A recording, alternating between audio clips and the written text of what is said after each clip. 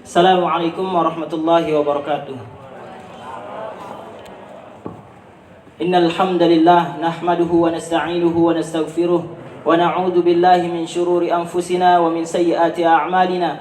May yahdihillahu fala mudilla lahu wa may yudlil fala hadiya lahu. Asyhadu an la ilaha illallah wa asyhadu anna Muhammadan 'abduhu wa rasuluhu la nabiyya ba'dah.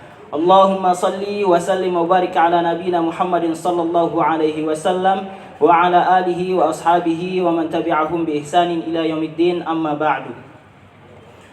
Pertama-tama marilah kita bersyukur kepada Allah Subhanahu wa taala atas nikmat yang begitu besar, yang begitu banyak yang telah diberikan kepada kita. Dengan sama-sama kita melafazkan hamdalah, alhamdulillahirabbil alamin.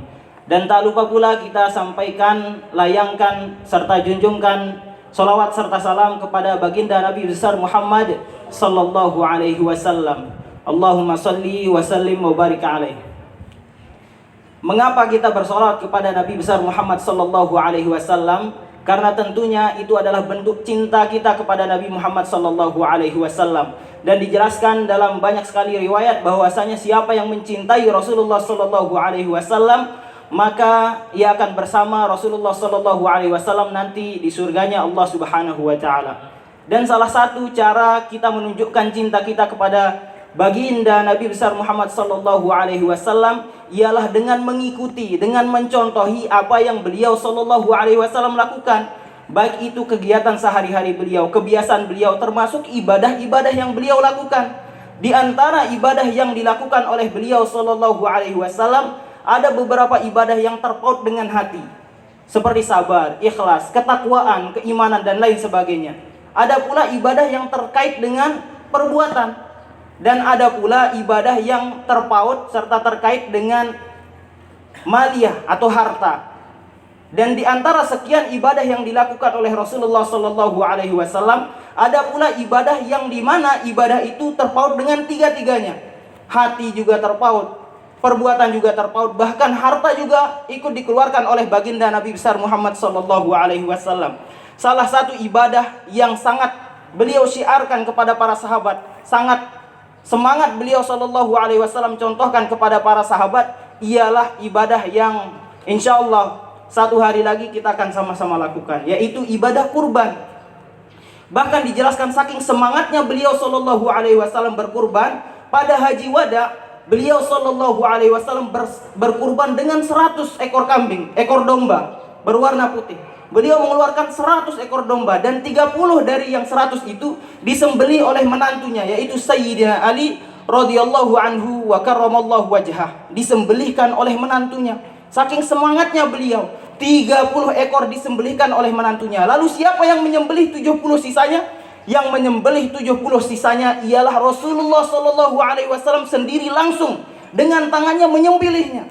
Saking semangatnya Rasulullah ingin mensiarkan, mencontohkan, mengajarkan kepada kita bahwasanya kurban ini ialah ibadah yang begitu besar, yang begitu agung, yang dimana apabila kita lakukan ibadah kurban ini, insya Allah kedekatan kita kepada Allah Subhanahu wa taala akan semakin erat lagi, akan menjadikan kita semakin qorib lagi dengan Allah Subhanahu wa taala. Maka dari itu Rasulullah sallallahu alaihi wasallam mencontohkan kita sampai 100 ekor.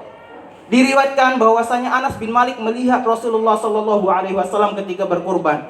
Beliau sallallahu alaihi wasallam membaringkan hewan kurban tersebut, kemudian menginjak lehernya. Kemudian langsung menyembelih dengan tangannya. Begitu semangat Rasulullah sallallahu alaihi wasallam ingin berkurban, ingin mendekatkan dirinya lagi kepada Allah Subhanahu wa taala. Padahal kita tahu orang yang paling dekat, makhluk yang paling dekat dengan Allah Subhanahu wa taala ialah Rasulullah. Namun begitu keras usaha Rasulullah sallallahu alaihi wasallam ingin beribadah kepada Allah Subhanahu wa taala.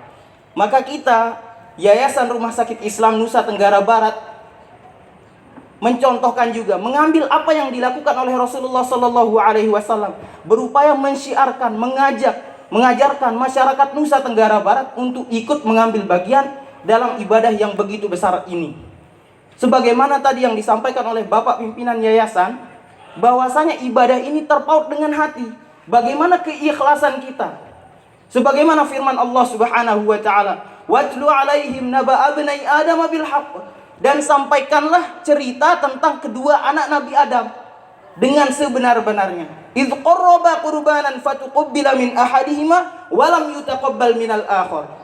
Yang dimana kedua anak Nabi Adam itu diperintahkan oleh Allah Subhanahu wa taala untuk berkurban. Yang dimaksud di sini ialah Habil dan Qabil. Namun apa yang terjadi? Salah satu dari anak Nabi Adam ini diterima kurbannya, dan satunya lagi tidak diterima kurbannya. Yang diterima ialah Habil, dan yang tidak diterima ialah Qabil.